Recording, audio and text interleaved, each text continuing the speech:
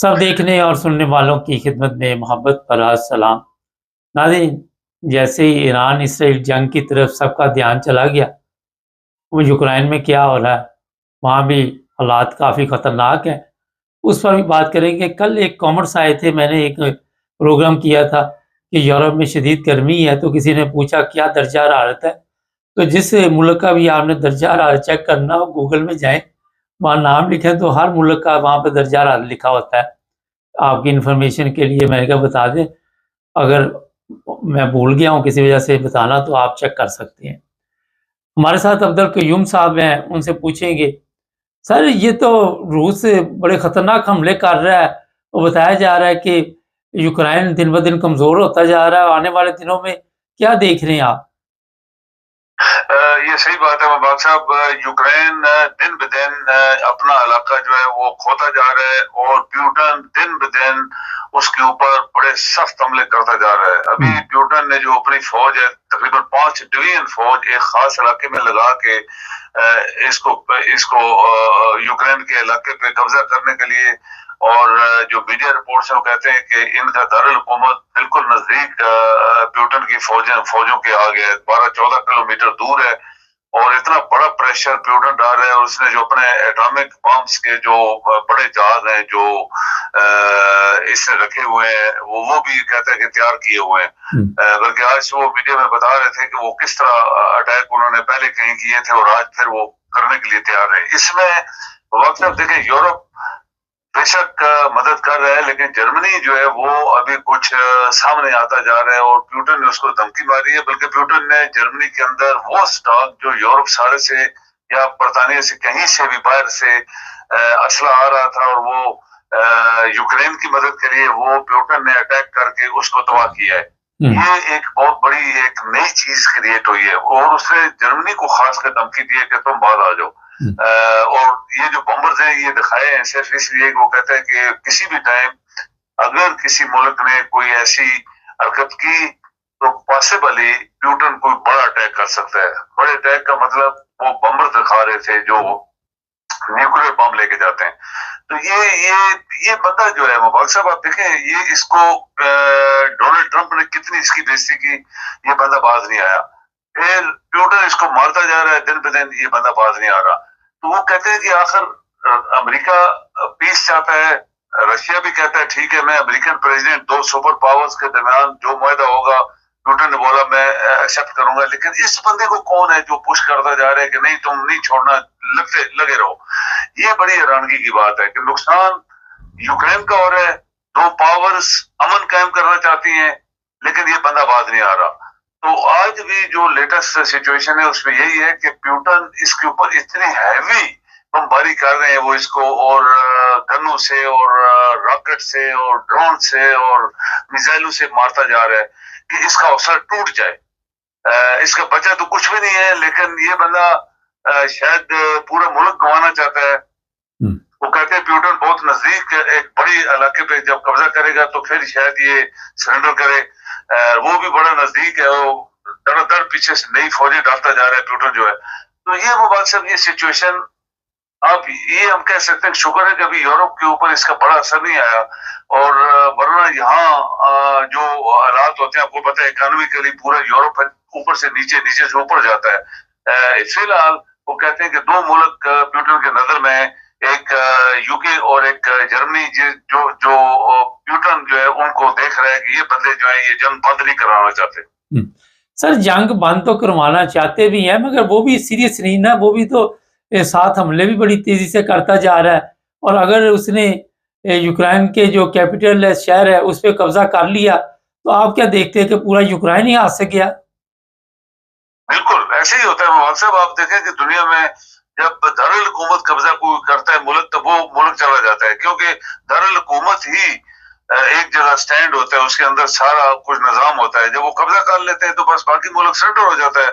आप देख ले ढाका हुआ और बड़े बड़े मुल्क ऐसे हुए, किसी जमाने में बर्लिन हो गया था, तो ये बर्लिन दारुल हुकूमत था हिटलर का, ये रशिया ने किया था, उसको सरेंडर कराया था। रशिया पहला मुल्क था जिसने बर्लिन पे कब्जा किया था और आखिर दम तक वो डटा रहा वहां पे। फिर जब इधर उधर छोड़ा उन्होंने तो छोड़ दिया, लेकिन ये बंदा काबू नहीं आ रहा किसी से। और اس کو کہتے ہیں ٹرمپ نے بہت اس کی بےزتی کی ہے کہ تو بعد آ جا، تیرے پاس کچھ نہیں، تو ملک سارا گھما رہا ہے، تو یہ ہے وہ. ہم نے بھی بہت دفعہ بولا کہ جب آدمی کا دماغ خراب ہوتا ہے تو وہ شاید اس کو نظر نہیں آتا یا شاید وہ اچھا سوچ نہیں سکتا. لیکن ابھی جو پیوٹن نے اگریسو لی ہے کہ وہ اس کے دارالحکومت قبضہ کر کے اس کو سرنڈر کروانا چاہتا ہے. اچھا سر، یہ تو یہاں کے حالات ہو گئے، ویسے کیا انٹرنیشنل حالات ہیں اس وقت؟ جو غزہ کا معاملہ، اس کے بارے میں تھوڑا سا اپڈیٹ بتائیں ہمارے دیکھنے والوں کو، کیونکہ وہ بھی جنگ بندی کرنے چاہتے ہیں، مگر کچھ گروپ ایسے ہیں وہ چاہتے ہیں کہ جنگ چلتی رہے، اور وہ بھی اسرائیل کے اوپر راکٹوں سے، ڈرونوں سے حملہ کر دیتے ہیں. اکثر یہ ایک بدبختی ہے بہت بڑی میرے خیال میں کہ اگر دیانتداری سے سوچا جائے تو اسرائیل نے شروع میں اسرائیل نے ویسے تو ان کے ملینز لوگ مارے ہیں، یہ آپ کو پتہ ہی ہے، علاقہ قبضہ کیا، دنیا ماری، کچھ چھوڑا نہیں اس کا. لیکن یہ جو عرب کے لوگ ہیں، یہ جو غزہ کے ہیں یا فلسطین کے، ایک حصہ فلسطین کا جو ویسٹ جس کو کہتے ہیں وہ علاقہ جو ہے فلسطین، وہ ٹھیک ٹھاک بیٹھے ہوئے ہیں، ان کو پرواہ بھی نہیں ہے. یہ غزہ جو ہے ادھر حماس والے بیٹھے ہوئے ہیں، وہ پورا حماس جو ہے وہ غزہ تباہ ہو گیا. اسرائیل نے ان کے کھنڈرات کے اوپر پھر مارا، کھنڈراتوں کے اوپر کھنڈرات بنا دیے، وہ بعد نہیں آ رہے، کہاں سے نکل آتے ہیں، پھر کوئی ایک آدھ میزائل مار دیتے ہیں، پھر وہ آ کے ان کو مار رہا ہے.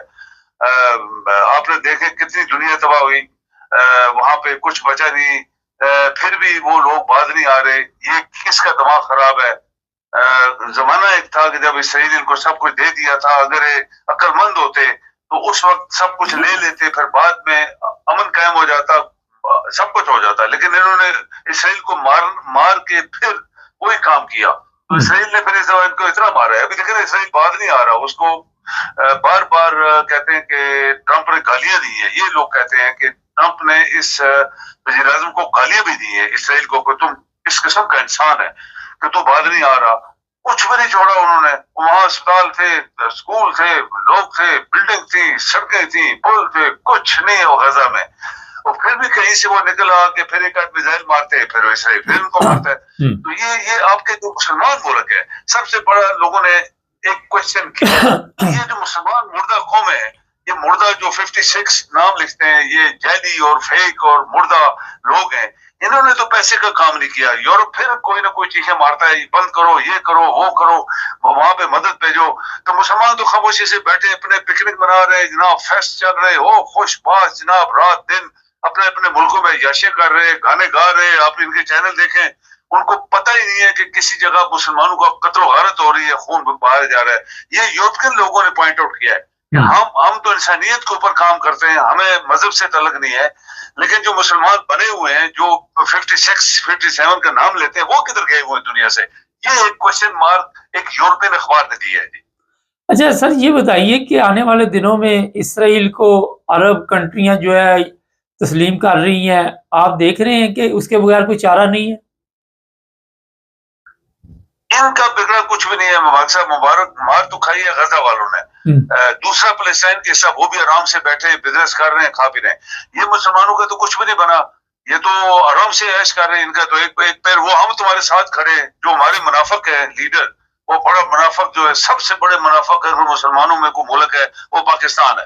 یہ ہم تمہارے ساتھ ہیں. بھائی تم نے کیا کیا؟ بھائی ہم تمہارے ساتھ ہیں. ایران کو کہتے ہیں ہم تمہارے ساتھ ہیں، ادھر فرانس کو کہتے ہیں ہم تمہارے ساتھ ہیں، غزہ والوں کو ہم تمہارے ساتھ ہیں. تو یہ تو منافق پونا دنیا کا حرام خور، چونکہ وہ فراڈی قاتل حرام خور لوگ ہیں.